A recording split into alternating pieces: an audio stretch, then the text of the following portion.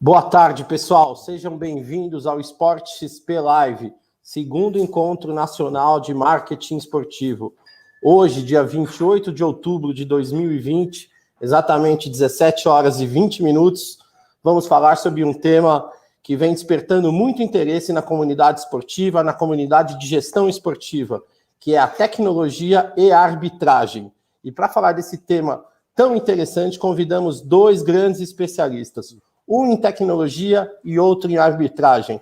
Nós gostaríamos de apresentar aqui Matheus Grings, consultor de Sports e Entertainment na SAP, e o nosso convidado especial, Renato Marsiglia, ex-árbitro FIFA e atual comentarista de arbitragem. Sejam bem-vindos, Matheus e Renato, ao Sport XP. Uma boa tarde para vocês. Olá, Matheus. Como é que vamos? Tudo bem? Boa tarde, Adalto. Boa tarde a todos aqueles que estão nos acompanhando aqui no Sport XP de hoje. Boa tarde, Marsiglia. Boa tarde, Adalto. É um prazer sempre participar, e ainda mais hoje com o meu conterrâneo aqui, o Marsiglia, que tem muita história para contar na arbitragem. Fico à disposição dos amigos. Bacana. Eu vou deixar vocês dois aqui, o Matheus e o Renato, discutindo, abordando esse tema tão importante, que desperta tanto interesse da comunidade, e volto aqui no encerramento para a gente agradecer vocês aqui. Um bom painel para vocês, Renato e Matheus. Obrigado, Adalto. Obrigado. Bom, Renato, a gente pode começar, então. Vamos lá. Eu, só me apresentando rapidamente, então eu trabalho com tecnologia voltado para a área de esportes e entretenimento, né? E trabalho na SAP, então atendendo aí diversos clubes no mundo inteiro, no continente europeu também. E assim, acho que a gente pode começar, antes de entrar na tecnologia, na arbitragem, seria legal a gente conhecer um pouquinho a sua trajetória, então o que aconteceu até você se tornar árbitro, qual que foi o caminho. A gente fica curioso de ouvir essa história também. Pois olha, quando eu era árbitro de futebol, um amigo meu uma vez perguntou: o que faz com uma pessoa aparentemente normal queira ser árbitro de futebol? Sair dentro de camburão de polícia, enfim, sofrer pressões, se incomodar às vezes na rua, no supermercado, a família também. Mas é uma vocação. Eu fui árbitro de basquete, fui árbitro internacional de basquete, do quadro da FIBA, apitei vários campeonatos sul-americanos, apitei os Jogos Pan-Americanos no Porto Rico, em 1979, apitei a final dos Jogos Pan-Americanos de basquete entre Cuba e Estados Unidos, a final feminina. E, posteriormente, na vinda do Pan-Americano, eu passei para o futebol. Eu fui para o futebol, fiz o curso, e aí iniciei minha carreira, e como todos os árbitros, a gente pensa, bom, ele faz o curso e vai para o Olímpico Beira-Rio, que eu moro em Porto Alegre. Não é assim. Você vai apitar jogo de amador, né? Quase várzea, aí vai terceira divisão, segunda, primeira, aí quadro nacional de arbitragem, assim sucessivamente. A maioria fica no meio do caminho. A maioria fica ali na segunda divisão, e tal, 80% a gente chama a zona da arrebentação, né? Passou por ali, chega na praia. Fora isso, morre. Sim. Né? A carreira termina por ali mesmo. E, graças a Deus, eu tive a sorte. Fui árbitro internacional de basquete. Em 89, em 86, eu fui para o quadro nacional da CBF de futebol. Em 89, para o quadro da FIFA. E no quadro da FIFA, eu tive a oportunidade de apitar 6 Copas Libertadores da América, 2 semifinais. Tem uma final de Copa da Supercopa dos Campeões da América, entre São Paulo e Flamengo, no Morumbi, e 3 campeonatos mundiais. 2 sub-20, Portugal e Austrália, 91, 93, e a Copa do Mundo dos Estados Unidos em 94. Fora isso, uma série de finais de Campeonato Brasileiro, Copa do Brasil, justamente nesse período de, digamos assim, de 86, quando eu entrei no quadro nacional da CBF, até 94, quando, vindo da Copa do Mundo, eu abandonei a arbitragem para me dedicar ao jornalismo esportivo. Eu sou economista de formação acadêmica. Posteriormente, depois eu fiz jornalismo, ainda quando eu estava na TV Globo, e aí levei minha carreira por 20 anos dentro da Rede Globo. Atualmente, já há 2 anos, eu sou professor da Fundação Getúlio Vargas, no curso de Gestão Executiva de Esportes. O curso é FIFA CIES, é o curso da Fundação Getúlio Vargas, chancelado pela FIFA e pelo CIES, que é o Centro de Estudos de Neuchâtel, na Suíça. É um centro de estudo da Universidade de Neuchâtel que tem um convênio com a FIFA para capacitação de profissionais em todas as áreas do esporte. E esse curso de gestão, eu sou professor da disciplina de gestão estratégica e de estratégia de patrocínio. Atualmente é a atividade que eu exerço como professor da Fundação Getúlio Vargas. Perfeito. Com certeza essa experiência na prática, né, deve ter agregado muito para poder trabalhar com as aulas hoje, né, na FGV, né? Ajuda na desenvoltura, conversas, reuniões online. Hoje é tudo online, né? Sim. Então, isso ajudou bastante. Esse background que eu trouxe, né, de dentro do futebol, que eu trouxe da imprensa esportiva, principalmente, tanto no rádio como na televisão, né, e que aí você tem que falar, você tem que conversar, você tem que desenvolver um raciocínio com início, meio e fim. Né, isso realmente tem ajudado e tem sido muito importante. Foi toda uma sequência, né, na realidade, né, até se tornar professor hoje na FGV. Eu tenho muitas curiosidades, tá, principalmente sobre a Copa do Mundo, só que para chegar na Copa do Mundo foi um caminho longo, né, então eu vou te perguntar como que foi a experiência de apitar grandes finais aqui no Brasil, jogos decisivos, né. Eu sei que teve essa fase inicial que você comentou do basquete, mas até chegar lá no futebol, né, pode ter trazido alguma experiência, porém, o futebol, eu imagino que a pressão, a adrenalina, principalmente nos jogos decisivos, deve ser super grande, né? Não, realmente, você lida de um lado emocional muito forte, de um país que tem uma monocultura esportiva, praticamente, que é o futebol. Né? Então, são poucas aquelas pessoas, digamos assim, o percentual de pessoas que não acompanham, de alguma forma, o futebol, ele é pequeno. Já vem aumentando, diga-se passagem. Já há uma tendência, digamos, as pessoas, de uma forma ou outra, no Brasil, uma série de motivos, não teria que ter um programa inteiro só para isso, Sim. Digamos assim, se desconectando um pouco do futebol, principalmente o pessoal é mais jovem, ou se não se desconectando do futebol, desconectando do futebol brasileiro. Há um levantamento que o jovem até 29 anos de idade no Brasil, 10% torce só para clubes do exterior. Eles não torcem mais para clubes brasileiros. Não é que o segundo time é o Barcelona, o Real Madrid ou o Liverpool. Não, é o primeiro time. Já é o primeiro, né? E muitas vezes é o primeiro e único. Claro que aí tem uma série de causas, né, que a gente teria que analisar com mais profundidade, que não é o caso aqui desse nosso bate-papo. Então, as pressões aqui realmente eram maiores até do que são hoje.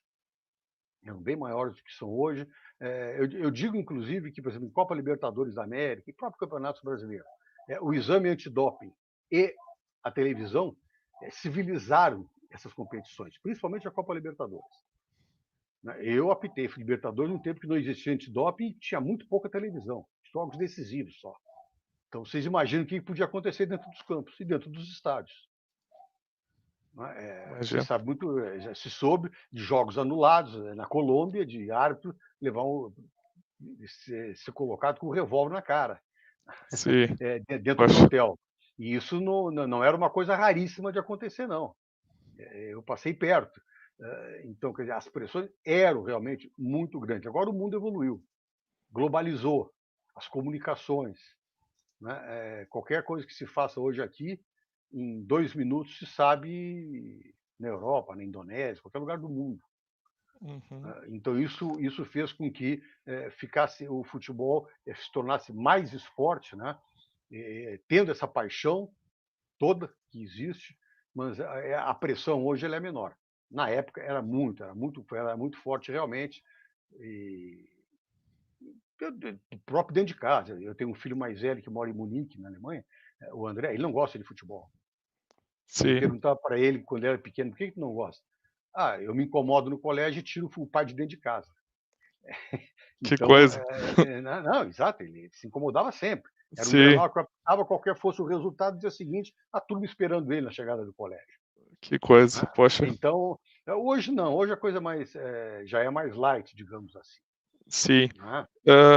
Assim, o meu mais moço, que mora em Londres, o Guilherme, ele já não tem esse problema, porque ele não passou por isso. Quando eu parei não passou por isso. Ele tinha 6, 7 anos. Então, ele não lidou com esse problema. Né? Então, esse gosta muito de futebol. Mas, enfim, tem que passar por isso, tinha que passar por isso. Hoje passa por outros problemas, enfim. Né? O mundo todo muda, as coisas se evoluem. Eu digo sempre, inclusive, que hoje um árbitro ele é melhor preparado fisicamente que na minha época. Mesmo tendo o árbitro de vídeo à disposição, que nós não tínhamos. Porque as exigências físicas, as exigências de condicionamento físico, de testes que se fazem hoje, são muito maiores que no tempo que eu apitava. E aí faz parte da evolução natural da vida, né? As exigências de teste aumentaram e, eu diria assim, as ferramentas e a preparação física, os treinos também foram aprimorados para os profissionais também, né? Também. Quase todas as federações, as principais federações, dentro do Brasil e fora do Brasil, vamos falar em Alemanha, as principais ligas da Europa, por exemplo, tem preparadores físicos, nutricionistas, até psicólogos para fazer acompanhamento. Enfim, o árbitro ele é tratado quase como um profissional. Isso não é um profissional porque ele não tem digamos assim, o documento. Aqui seria a carteira assinada, né? Lá seria um outro tipo de documento que o profissionaliza como vivendo exclusivamente do futebol. A Inglaterra já está partindo para isso, né? E a Itália também. Né? São 2 países em que a profissionalização da arbitragem está andando bem rápida, justamente para qualificar melhor os árbitros. Hoje no Brasil e na sua época, o árbitro, além de arbitrar, ele normalmente exercia outras profissões? Isso era o comum, é o normal? Não, normal não, era obrigação. Obrigação. Era obrigação para que não o tinha árbitro como. não pudesse viver da arbitragem. Eles consideravam, e ainda hoje, que vai viver só da arbitragem, vai depender da escala. Né? Se ele depende da escala, em uma pandemia de 6 meses, como é que ele sustenta a família? Sim. Ele se machuca, tem um problema de rompimento de ligamento, fica 4 meses fora, como é que ele vai sustentar? Né? Então, havia aquela obrigação dele ter uma atividade, e há ainda aqui no Brasil, dele ter uma atividade profissional que o possa remunerar e lhe manter fora daquilo que ele ganha no futebol. Comenta um pouquinho para a gente como foi a experiência até chegar numa Copa do Mundo, né? E também alguma história legal da Copa, ou como foi a experiência de apitar a Copa do Mundo, né? Para chegar na Copa, você passa pelas competições da Libertadores da América, feita todo um processo de avaliação na Confederação Sul-Americana, que manda relatórios para a FIFA. Aí você é convidado para trabalhar, para apitar competições da FIFA de menor nível, né? São os mundiais sub-17, sub-20 e Olimpíadas, Jogos Olímpicos, que são considerados competições menores para a FIFA na comparação com a Copa do Mundo. Né? E eu passei por esse processo dentro da Confederação Sul-Americana e fui a 2 mundiais sub-20, 91 em Portugal e 93 na Austrália. Então ali eu fui avaliado, né, nas minhas condições técnicas, físicas, psicológicas, e no ano seguinte eu fui, então, convocado para a Copa do Mundo. A sequência é mais ou menos essa.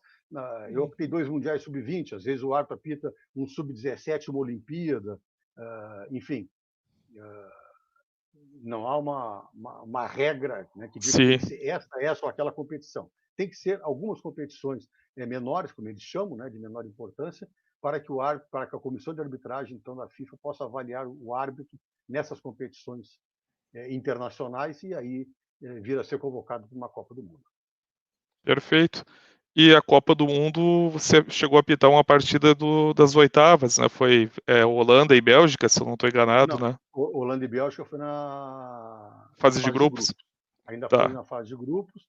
E nas oitavas de final eu optei Suécia e Arábia Saudita. Uhum. Aí o Brasil passou para as quartas. Sim. Quando o Brasil, naquela época, quando o país que passava para as quartas finais, das quartas de final, os árbitros desses países eram todos desligados da competição. Porque, de uma forma ou de outra, poderia ter um tipo de envolvimento no cruzamento das seleções. Né? Então, hoje não mais. Hoje eles levam praticamente todos até o final, porque às vezes você vai tirar um árbitro que a seleção passou para as quartas de final e essa seleção perde nas quartas de finais e o árbitro poderia ser utilizado numa semifinal ou final. Né? Podia acontecer esse tipo de injustiça. Então, hoje eles não desligam mais. Né? Pelo menos a maioria fica. Alguns vão sendo aos poucos desligados. Mas na época era uma norma da FIFA. O árbitro que fosse do país que passasse para as quartas de final, esse árbitro era desligado da competição. Oi, Marcelo. Opa, voltamos? Desculpa, tive um probleminha técnico aqui. Ah. Vamos lá, então. Você estava comentando sobre a experiência da Copa do Mundo, né? O meu filho Munique perguntou o que tinha acontecido. Sim. Ele está conectado. E outros amigos também aqui. Sim. Mas, enfim. Você estava comentando sobre a experiência na Copa, né? Isso. Na Copa, e o que acontecia? Que chegava nas quartas de final, o árbitro do país que se classificasse, então, era desligado da competição para evitar qualquer tipo de cruzamento em eventuais interesses com aquelas seleções que continuavam disputando. Hoje em dia não mais acontece isso. E foi ali na Copa do Mundo, entrando no nosso assunto, em 94, que foi a primeira Copa em que, digamos assim, teve uma exposição muito grande da arbitragem por parte da televisão. Foi a Copa de 94.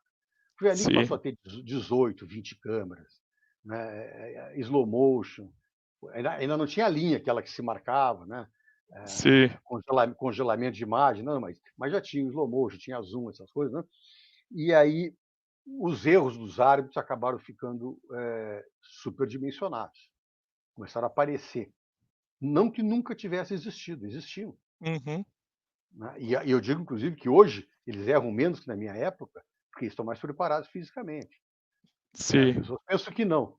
Às vezes eu ouço, eu tinha saudade, teve que tu apitava, eu era feliz e não sabia. Não, é porque não tinha televisão na época que eu apitava. Sim. Ou tinha muito pouco e não tinha esses recursos. Não é? E aí eu falei com o Dr. João Avelange na época e perguntei para ele, a FIFA não pensa que esse desenvolvimento tecnológico em ajudar os árbitros? E ele era radicalmente contra. Radicalmente. Enquanto ele foi presidente, nem se falou nisso na FIFA. Sim. Só a partir de 2010, quando ele já não estava mais. 2006. Ele já saiu em 98, quando entrou o Blatter.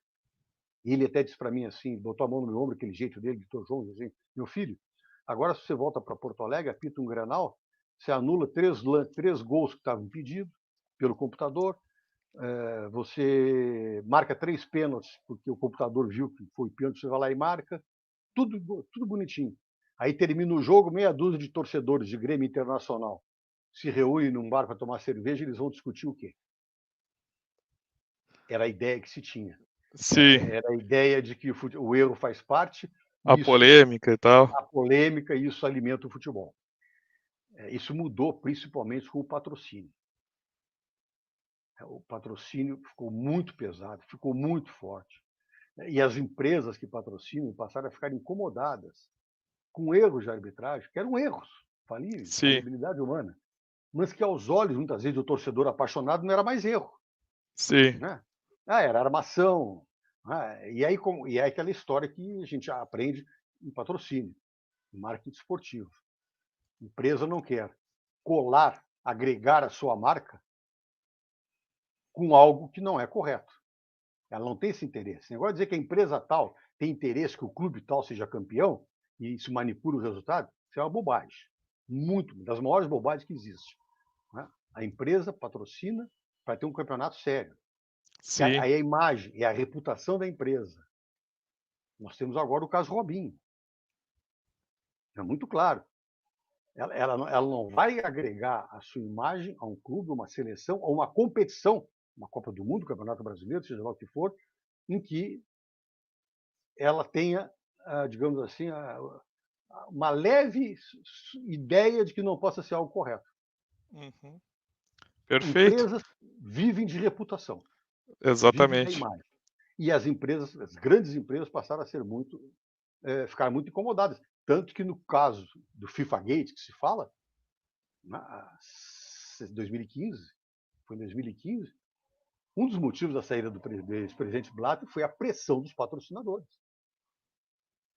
Sim, Que trabalha com a SAP na Alemanha e sabe disso muito bem. sim, com Como é que as certeza. coisas funcionaram nessa época? Os patrocinadores não queriam agregar e colar as suas marcas a uma entidade que comanda o futebol mundial, que estava envolvida em escândalo de corrupção. Então, as empresas começaram a ficar incomodadas com isso. E o ponto de inflexão, digamos assim, foi o jogo entre a Alemanha e a Inglaterra na Copa do Mundo da África do Sul em 2010. Antes disso, fazendo uma cronologia, teve a bandeira que tremia, né? Tinha um botão que avisa para quê? O bandeira avisa o árbitro, que o árbitro está de costas para o bandeira e tem o jogador impedido, ou que o jogador Sim, agrediu o outro.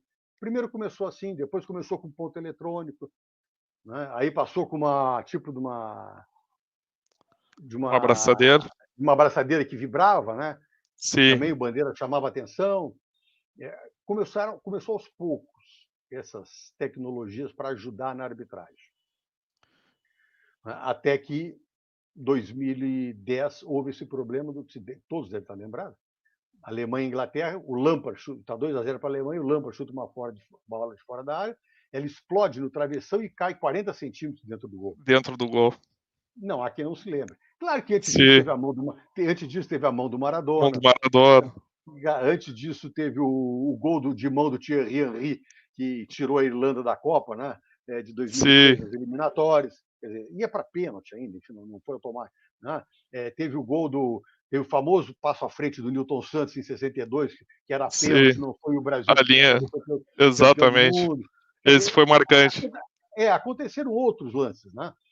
Sim, Mas esse ficou muito marcante, porque na época não existia o recurso eletrônico que tem hoje de televisão, que já tinha em 2010, na África do Sul. A bola entrou 40 centímetros. O sim, árbitro estava posicionado na intermediária, não viu. E o Bandeira, que estava na altura da linha da grande área, é um trio uruguaio, o Jorge Larrion, do árbitro, a velocidade da bola é muito maior que a do sim. Bandeira, que do auxiliar.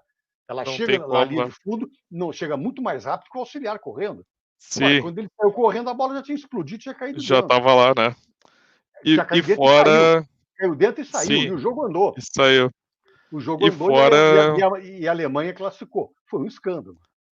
sim, fora as situações também que se perde a noção de profundidade, né? Porque é diferente uma Exatamente. bola rasteira que passou da linha do que uma bola que tá, sei lá, a meia altura, né?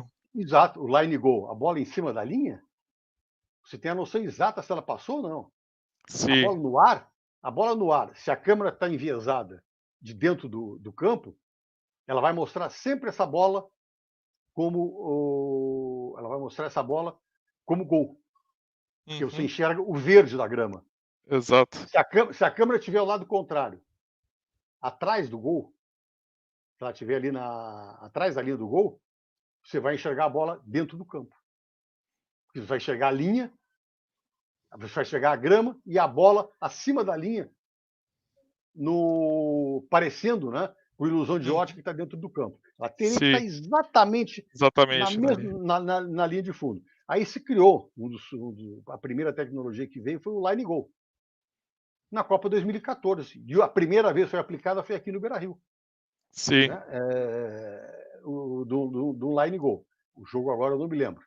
Só que aí tinha um problema. Era uma tecnologia que ficou no Brasil e nenhum clube dos estádios utilizou. E ficou de graça. Cobravam só a manutenção. Por quê? Porque ele custava 500 mil por ano. Quantas vezes acontece a bola ultrapassar uma vez a linha de um campeonato inteiro? Esse ano eu me lembro uma. Aqui eu acho que foi do Grêmio, né? O Atlético, foi isso? Teve Grêmio, Atlético, Inter e Palmeiras, né? Pois é, mas aí não precisou nem ali a linha do gol, né? Exato. O Inter e Palmeiras. Ali o Inter e Palmeiras já deu discussão, porque a bola foi no ar. Exatamente. Mas aí os clubes não quiseram pagar porque achavam que era caro. 500 mil reais por ano.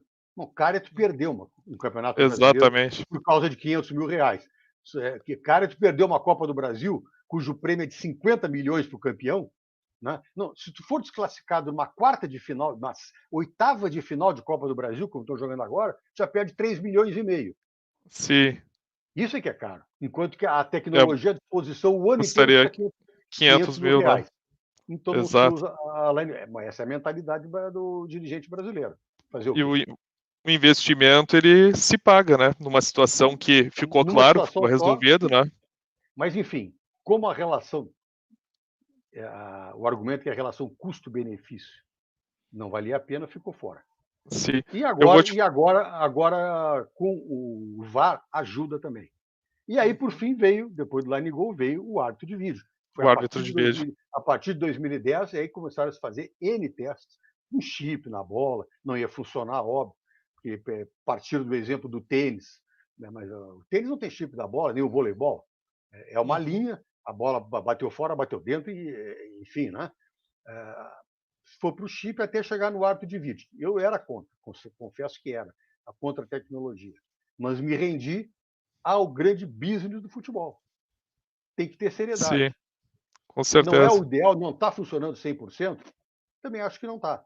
Existem muitas coisas a serem ajustadas, mas muitas injustiças já foram deixaram de ser cometidas. Muitas. Perfeito. Né? Eu vou te fazer uma... Só se fala do erro não, pode do falar. VAR e do eventualmente do erro do VAR. Mas não se o fala acerto, não. de todos os acertos que é em quantidade muito maior. E depois não é isso. O erro é o seguinte, é o torcedor, né? É a história do que quem apanha não esquece, quem bate nunca se lembra. Ele só vai se lembrar de eventuais erros do VAR que atinge o seu clube, não do adversário. Sim, isso é fato mesmo. Eu vou te fazer uma pergunta que eu fiz ela fora do ar, eu já sei a resposta, mas a maioria das pessoas aqui não sabe, né? Se você pudesse escolher alguma tecnologia que existisse na época que você foi árbitro, qual delas você escolheria? Escolheria todas? Qual seria a sua opinião? Não, se eu fosse árbitro e pudesse escolher, eu tivesse o árbitro de vídeo à minha disposição, hoje eu ia querer todas. Sim. Certamente eu ia errar muito menos. Ou melhor, aquilo que eu ia errar, o VAR ia me corrigir. Então, hoje é irreversível o árbitro de vídeo. A questão no Brasil é o tempo que se leva para tomada de decisão. E mais, a quantidade de vezes que o árbitro de vídeo interfere nos jogos, né? Em situações que eu considero que não deveriam interferir. Eu vejo a Bundesliga direto na Alemanha, eu vejo o campeonato, a Premier League na Inglaterra. A Premier League. A interferência na Inglaterra tem lances que a gente olha, bom, mas por que ele não interferiu? Porque o árbitro estava a 3 metros, 4 metros do lance. Sim. Então o árbitro de vídeo acha que teve uma falta ou um pênalti. Bom, mas ele acha. Entre o que ele acha e o que o árbitro de campo acha, ele não interfere, ele é treinado a não interferir, porque tem que prevalecer o árbitro de campo. Porque o árbitro de vídeo não apita. O árbitro de vídeo ele é um auxiliar para evitar erros claros, erros indiscutíveis, erros inquestionáveis, erro que a ética repudia. Não é aquele erro que se discute no boteco da esquina. Não, aquele da cerveja. Não é esse erro que o VAR foi criado. É o erro do Maradona, é o da mão do Thierry Henry, é da bola que entrou 40 centímetros. Não é? Eu vou lembrar outro do Michel, da Michel da Espanha contra o Brasil em 86. A bola também entrou 40 centímetros atrás do goleiro Carlos e o jogo seguiu. E assim tem. Vai buscando que vai encontrar. Não é? É esse tipo de erro. O vídeo foi criado para o árbitro de vídeo foi criado para isso. Não é para o lance de interpretação. Sim. Porque futebol, a arbitragem de futebol é diferente de outros esportes. Futebol é fundamentalmente bom senso. É exaustão do bom senso. É o exercício exaustivo do bom senso. Porque tudo na regra. A regra 12, que é infrações e disciplinas, diz o seguinte: ela começa assim, se na opinião do árbitro. Olha como é que começa a regra. Se na opinião do árbitro. O jogador empurrar, carregar, puxar pela camisa, atingir, tentar atingir. Tem um atingir ou tentar atingir. O tentar também é falta. Mas tudo na opinião do árbitro. Olha, a minha opinião pode não ser a mesma tua, Matheus. Sim. A regra é a mesma, as pessoas são diferentes. Então, o árbitro de vídeo ele tem que ter essa consciência. Ele tem que ser treinado, como foi na Premier League. A Holanda, eles levaram 2 anos treinando os árbitros de vídeo. 2 anos até botar em... No Brasil, levou 3 meses. No Brasil, foi 3 meses. E na Holanda e em outros países, eles apitaram em divisões inferiores também, ligas amadoras, diversas coisas, até chegar no profissional, né? Fizeram muitos testes de divisões inferiores, amadoras, até chegar no profissional. Então, e aí houve um alinhamento. Se afinou a maneira do árbitro de vídeo trabalhar para não interferir demasiadamente, não prejudicar, digamos assim, o árbitro de campo. Na Alemanha se pensou em determinado momento até em acabar com o árbitro de vídeo. Então, com aquela questão do anglo-saxão, né? Sim. O árbitro que decide, ele que manda. Tua empresa é lá da Alemanha, SAP. Né? Ele que manda, ele que decide. Eu vou interferir? Se eu vou interferir, ele vai gostar? E acontecer do árbitro de vídeo falar e o árbitro de campo não tomar providência. Não, quem manda sou eu, quem decide sou eu, não vi nada e o jogo vai seguir. Sim. Claro que aí tem toda uma questão política, o árbitro de vídeo hoje já está incorporado no futebol mundial, e aí não se tirou fora. Aí o árbitro de vídeo segue, mas a interferência é mínima, porque o conceito do árbitro de vídeo, do próprio protocolo da FIFA diz o seguinte: interferência mínima. Com a influência mais máxima. Máxima, exato. Entra o mínimo possível no jogo. Sim. Mas quando for para entrar, decisivo, né? É decisivo. É para não errar. É para resolver o problema. Exato. Não é para criar, não para gerar mais dúvida, né? Não é exatamente gerar mais discussão. E eu acho que isso é um problema que nós temos no árbitro de vídeo. Eu não sou contra mais o árbitro de vídeo. Não tem mais como voltar atrás. Sim. Mas eu acho que esse alinhamento entre árbitro de vídeo, o árbitro de campo, afinar a forma deles atuarem conjuntamente, tem que haver uma harmonia nisso aí. Sim. Tem que haver. Deixa eu passar por algumas dessas evoluções tecnológicas, então a gente comentou, né? Então, essas primeiras que foram o ponto eletrônico, né?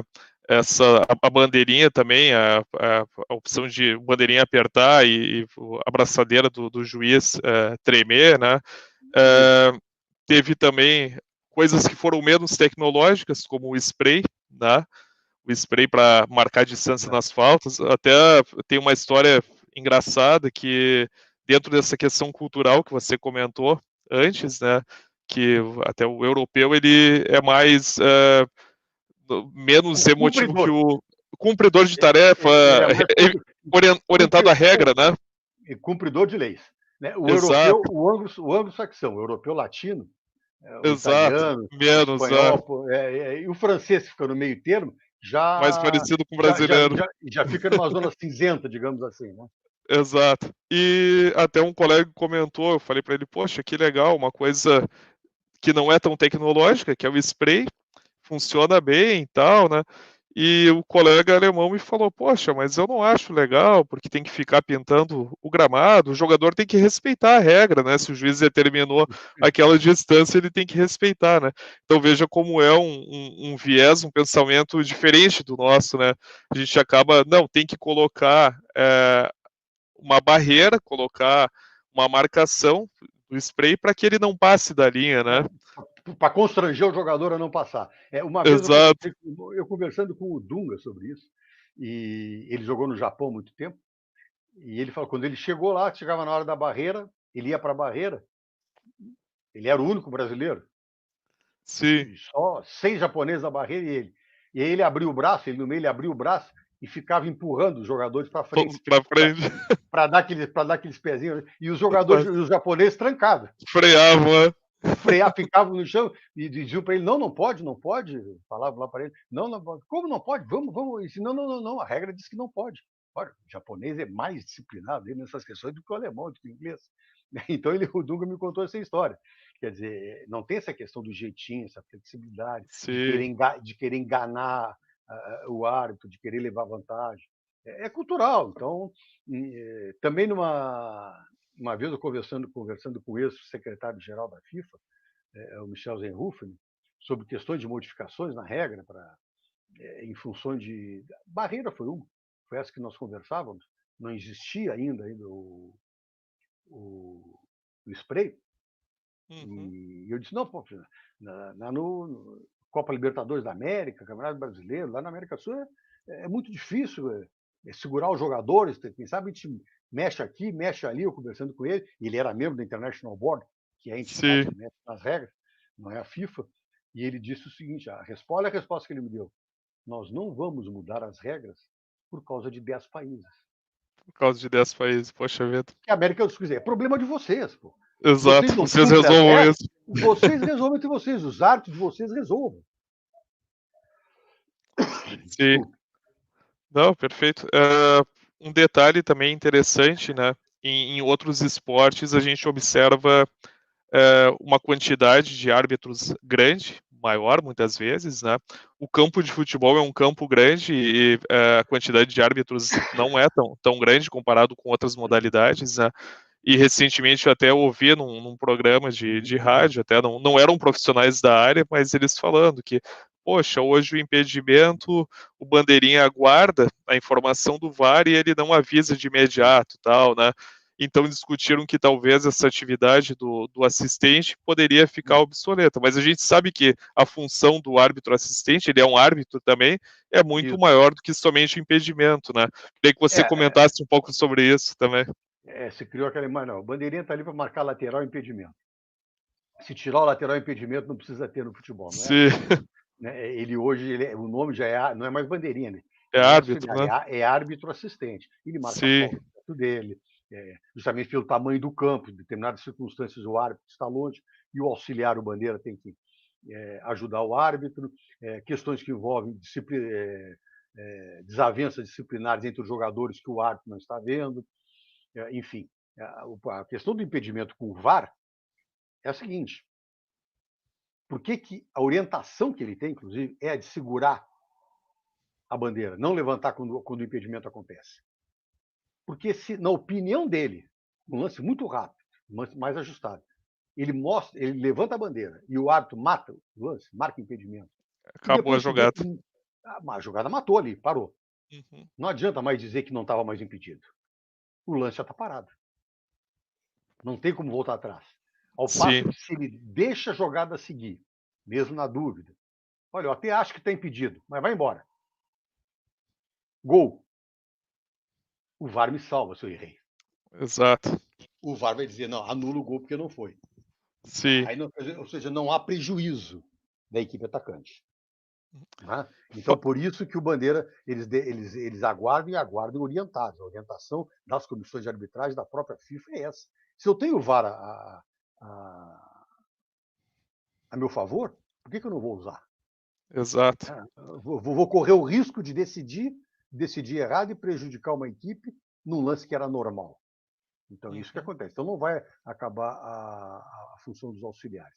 Sobre essa questão do árbitro de vídeo, uma outra coisa que eu queria comentar é quando o árbitro vai no monitor. A orientação é de que ele decida pelo que ele viu em velocidade normal o lance.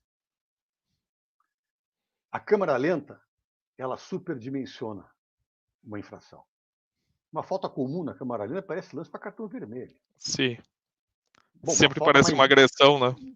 Não, uma falta mais dura, então, de cartão amarelo, parece que tem que tirar o jogador dentro de um camburão de polícia e fazer BO na É pra delegacia. cadeia. Exatamente. Então, o que acontece? A câmara lenta, ela ajuda e ela é importante para saber se houve o contato. Né? O árbitro vai lá e vê na câmara lenta se houve o contato. Agora, a decisão dele de discernir se aquele contato é passível de punição ou não tem que ser em velocidade normal. Sim. Porque o jogo não é feito em câmara lenta. O jogo é feito em velocidade normal. A câmara lenta, digamos assim, é o jogo da TV. Tem o jogo do campo e o jogo da TV. É diferente. Então você tem que. Só que aí tem um problema. Quando ele vai ver o lance em velocidade normal, para saber se intensidade. É passível de infração ou não, ele já viu em câmara lenta. Pode estar sugestionado já na tomar decisão, né? Ele já viu a jogada em câmara lenta. Ou se viu antes velocidade normal e vê a câmara lenta depois, não tem como aquilo não entrar na cabeça do árbitro. Sim. Está ali no monitor vendo. E isso pode alterar a decisão dele. Não é uma decisão fácil do árbitro, não é algo fácil de uma pessoa chegar ali, ver um lance em câmara lenta, ver um lance em velocidade normal e decidir pela velocidade normal. Você se abstrair da câmara lenta e pensar só, não, houve o contato, mas essa velocidade normal era passível de ser punição? Existem dezenas de lances que a gente vê que são marcados muitas vezes em que se não marcasse não acontecia nada. Outro fator, né? Sim, outro fator também, né, é que a comunicação é um fator que não se fala muito, mas a comunicação que acontece do árbitro de vídeo com o árbitro de campo, ela também é muito importante, porque dependendo do tipo de linguagem que ele utilizar, ele pode, de repente, levar o árbitro a pensar, poxa, eu errei feio, tem que conferir, né? Dependendo do que ele fala, essa comunicação também é importante, né? E isso aí, é o árbitro de vídeo não querer ser o protagonista do episódio. Ele é um auxiliar, o protagonista, é um coadjuvante. Deve ser um bom coadjuvante, mas jamais o protagonista. O protagonismo é do árbitro de campo. E, por outro lado, também o árbitro de vídeo é uma outra situação que se cria, de uma forma geral, no torcedor. Qual é a perspectiva que tem o torcedor quando o árbitro de vídeo chama o árbitro de campo para ir no monitor? Aí ele vai mudar a decisão dele. Vai mudar a decisão. Normalmente é essa. Se o árbitro de vídeo chamou, é porque ele está vendo algo que o árbitro de campo não viu. Sim. Não é? É sempre essa perspectiva e que pode sugestionar o árbitro de campo a mudar. Nós vimos uma final de Copa do Brasil, entre Cruzeiro e Palmeiras, 2 lances que o árbitro de campo foi o Wagner Magalhães, havia tomado uma decisão correta e foi para o vídeo. E sugestionado pelo vídeo, marcou um pênalti e depois foi uma expulsão, se não me engano. E aí de forma equivocada. Por quê? Porque ele já chegou lá no monitor para ver. Não, se me chamarem é porque eu errei. Não, por que errou? Você estava a 3 metros, eu estava a 3 metros do lance, eu vi uma coisa, o árbitro de vídeo viu outra, mesmo com o vídeo, por que ele viu melhor que eu? Se eu estava perto do lance. É aí que entra a diferença dos árbitros de vídeo, por exemplo, da Alemanha ou da Premier League. Sim, essa questão justamente para não criar esse problema. Ele só interfere se o assunto é realmente inquestionável, se vai dar gritaria muito grande. Caso contrário, ele é o árbitro de campo, ele que decida, ele que assuma a responsabilidade. E eu acho que fica assim melhor para todo mundo, fica bem dividido as tarefas. Né? Com certeza, fica assim. E, bom, de certa forma, o árbitro, né, muitas vezes ele é salvo, de fato, pela tecnologia, né? Tem vezes que ele pode ser confundido um pouquinho, situações que a gente discutiu aqui, né? Mas tem um fator interessante, né, que quando não existia isso, um erro grave poderia até terminar com a carreira de um árbitro, de fato, né? Já deve ter terminado com a carreira de algumas situações, de fato, né?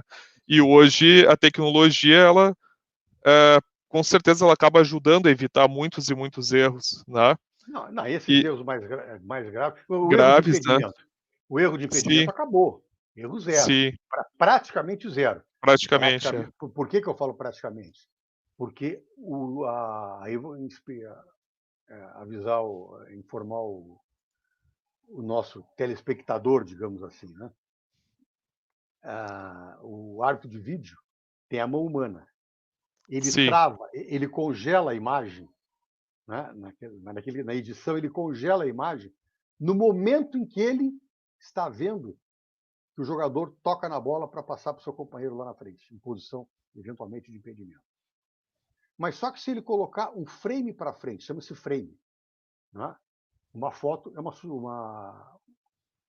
um lance em velocidade, ele é uma sucessão de fotos. E cada foto tem 24 frames. Né? Se você coloca um frame para frente ou para trás, certamente em casa ninguém vai ver a diferença. Nem ele ali, o árbitro de vídeo, vai ver muita diferença. Ou seja, ele para no frame que ele imagina que foi acontecer o passe. Se ele botar um frame para trás ou para frente, a posição do pé em relação à bola é quase que imperceptível. Só que um frame é quase 30 centímetros. Isso ou pode seja, dar uma diferença já. Já coloca o jogador impedido ou coloca ele em posição legal. Ou seja, margem de erro zero, margem de erro zero no impedimento, se aquele que está manipulando... Operando, né? Operando, vou falar manipular, porque pode... Sim. O outro sentido, está Operando operando tecnologia. a tecnologia para no momento certo. Sim. Caso contrário, existe essa margem de erro. Só que aí está acontecendo o quê? Puxa, impedimentos de 2 centímetros, bico da chuteira, o calcanhar, o ombro na frente. Impedimentos que, se não houvesse árbitro de vídeo, ninguém marcaria e nenhum torcedor reclamaria. Nem aquele que sofreu o gol. De fato. E isso está sendo... Achou que o pessoal está vendo aqui, escureceu, porque escureceu em Porto Alegre aqui, minha amiga. Sim, está anoitecendo. Vou tentar ligar aqui, ó. Isso aí, ó. Aqui em Porto Alegre está anoitecendo. Sim. E de uma hora para outra caiu, assim. Então, o que acontece? A FIFA está pensando nisso. Inclusive, que é o diretor de desenvolvimento da FIFA hoje, o ex-técnico durante 20 anos do Arsenal, o francês Arsène Wenger. E é algo que não vai ser de um dia para o outro, nem para o ano que vem, mas eles estão pensando numa forma em que essa circunstância de centímetros, enfim, seja considerado como mesma linha. Sim. Tem situações que a gente viu que era o calcanhar na frente, né? Algo assim, né? Se tiver alguma parte do corpo, digamos assim, alguma parte do corpo do atacante e do defensor batendo na mesma linha, é considerado a mesma linha, mesmo que o atacante esteja com o corpo avançado para frente, digamos assim, 20 ou 30 centímetros. Mas se os pés dele estão na mesma linha, uma parte do corpo, então aí se considera como mesma linha. Muita gente vai dizer, bom, mas de qualquer maneira o erro vai continuar existindo. O erro não, mas marcar gol por 5 centímetros ou 3 centímetros vai continuar existindo. Não, mas vai continuar existindo, mas vão acontecer muito mais gols que hoje estão sendo sonegados. Sim. Não é? Porque hoje tem que ser exatamente igual. Fazendo isso, já não é mais. E isso já vai ser gol na próxima, digamos assim, se passar isso que eles querem fazer, isso que eles estão pensando. Dura muito tempo, não é uma coisa de uma hora para outra. Mas, enfim, eles estão querendo dar uma vantagem maior para o ataque, evitar muitos gols que não seriam anulados em situações normais, hoje são. Porque fica naquela decisão do computador, né? Deixa eu fazer uma pergunta aqui que chegou para nós. Tivemos 2 polêmicas recentes no Brasileirão envolvendo erros do VAR. O que é preciso... citou 2 aqui. O que é preciso para os árbitros e para a tecnologia evoluir para que erros, como em lances de impedimento, não voltem a acontecer? Nós acabamos de falar, o Gui Kiel, que enviou. Um erro que já foi, inclusive, digamos assim, a comissão de arbitragem aceitou como erro, foi no jogo São Paulo e Atlético Mineiro, né? Em que justamente o que aconteceu? Quem operava o equipamento não operou de forma adequada e a linha de impedimento não ficou no ponto correto. Aí, Gui, é a margem de erro da falibilidade humana que continua tendo. Não adianta nem você nem ninguém querer achar que com o árbitro de vídeo, o erro vai desaparecer de arbitragem. Não vai. É para Um detalhe, reduzir, reduzir. muito, já reduziu muito, né? Mas não vai eliminar totalmente. E esses erros de centímetro, né? de 10, 5 centímetros, 2 centímetros, 3 centímetros, poxa, isso é que eu costumo dizer sempre. Eu já dizia, quando era comentarista na TV Globo, nas transmissões, eu dizia o seguinte: esse tipo de erro, que se fala que é erro, isso não é erro. Isso é falibilidade humana. Sim.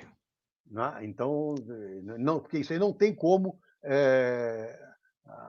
a mente humana, na sua visualização dos lances, conseguir discernir. Isso é imperceptível. Uhum. Isso já isso é médico, isso é uma questão médica que é imperceptível. Sim. 10, 15 centímetros em velocidade, você distinguir se está ou não em posição de impedimento. Isso é da falibilidade humana, não é erro. Então, Gui, não vai nesses erros, como se fala, erros, não vão terminar. E agora eles já foram muito reduzidos. Viu, Marcílio? Entrando aí na linguagem do futebol, né? A gente já está com 53 minutos, então estamos nos acréscimos já, né? Já? Passou rápido, né? O papo é bom, é polêmico, então sempre passa rápido, né? Deixa eu ver aqui, tem mais uma pergunta do Gui mesmo. Renato, tá empolgado. Tá empolgado. Renato, há um próximo passo para a tecnologia na arbitragem? Já tivemos a linha do gol, depois do VAR, a possibilidade de termos mais alguma evolução? Eu acho difícil evoluirmos muito daqui para frente em relação ao que já foi colocado.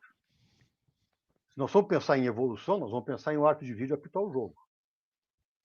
E não é esse Sim. o objetivo. São 4 situações hoje pelo protocolo da FIFA, né? Quando há um gol, quando há um impedimento, quando há uma possível penalidade máxima e quando um jogador é punido e identificado de forma incorreta, né? Você mostra o cartão amarelo para o número 4 e a infração foi do número 8. Então são essas 4 situações hoje.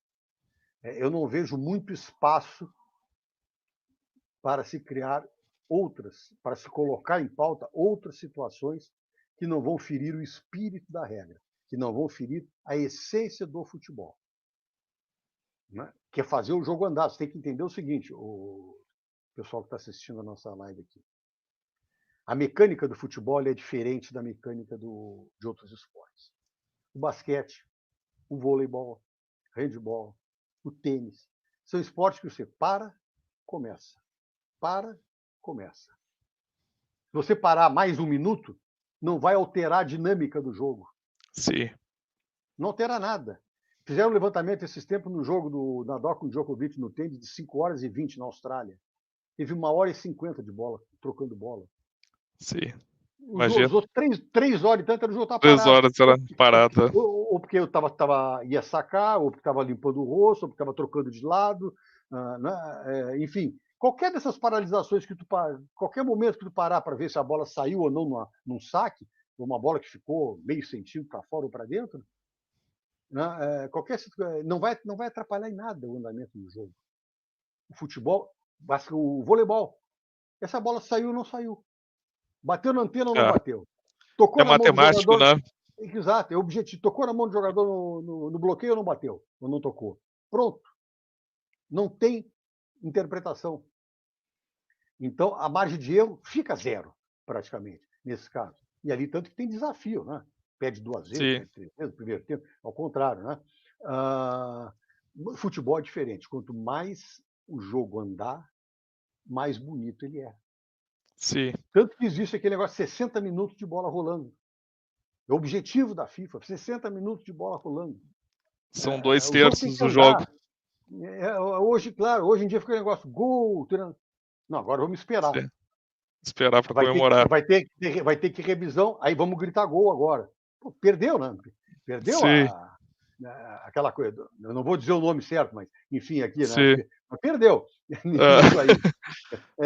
A vida do torcedor, do narrador, né? Também ficou mais complicada, né, nesse sentido, né? 6, 7 minutos para decidir se houve um pênalti, se não houve. Eu aposto e eu vejo nas redes sociais de amigos meus, que não é esse o futebol que o torcedor quer. O torcedor queria justiça, quer justiça. A dor da injustiça, quem luta, quem tem a paixão do futebol, do esporte, é muito grande quando perde por uma injustiça. Mas ele, acho que o torcedor imaginava na sua cabeça que fosse ser diferente. Sim. Que não fosse ser essa sequência de interrupções longas que acabam mexendo na essência do esporte. Eu acho que tudo é um aprendizado, né? De fato, a gente está observando outras ligas, que nem você comentou, né? Europeias, que essa tomada de decisão está sendo mais rápida, a interferência também é menor, somente em situações decisivas, né? Então, com certeza, acredito que a gente vai evoluir também nesse sentido, né? E acredito, então, que a resposta final para a pergunta da live é que a tecnologia ela pode tornar o jogo mais justo, né? Não, eu acho que tornou. Tornou, né? O jogo mais justo.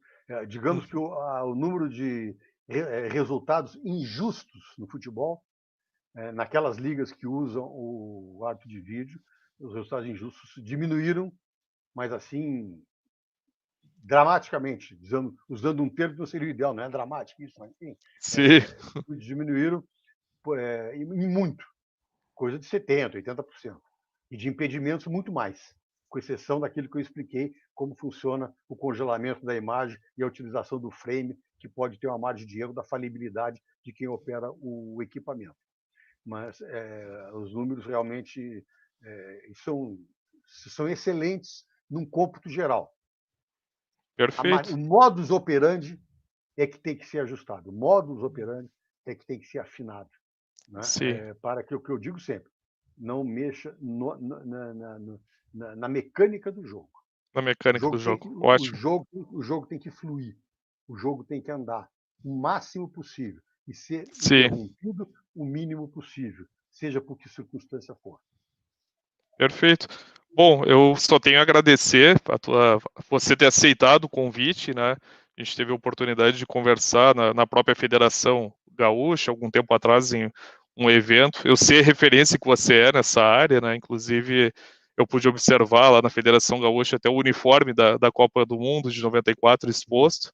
Então, depois tivemos mais um auxiliar, um assistente, né? Um árbitro assistente, também numa Copa do Mundo, um outro árbitro gaúcho, né? Também, né? O Carlos Simon, o Altemir Hausen. E o Altemir Hausen. Fizeram um painel lá com os uniformes lá, uma homenagem para nós lá. Então, você é uma referência para nós nesse tema, né? Então, só agradeço de fato ter aceitado o nosso convite, né? E com certeza é um aprendizado para todos. É muito legal discutir esse tema. Eu acho que seria tema não só para uma live, daria para falar muitas e muitas sobre isso, né? Mas de repente a gente pode combinar outros conteúdos. Eu sei que você escreveu um livro também durante a Copa de 94. Assunto não falta, Marcílio. Então é sempre um prazer poder conversar contigo. Exato. Futebol inesgotável. Ainda mais no Brasil, né? Exato. Então, muito obrigado e pessoal que está acompanhando pode continuar, porque a agenda segue, tem outros conteúdos, né? Então vai a semana inteira com conteúdos voltados para esporte. Boa noite a todos, então. Boa noite, agradeço, Matheus, agradeço a companhia de todos vocês aí ao longo desse nosso bate-papo aqui. Foi muito gostoso. Até mais, então. Obrigado, tchau, tchau. Um grande abraço, tchau.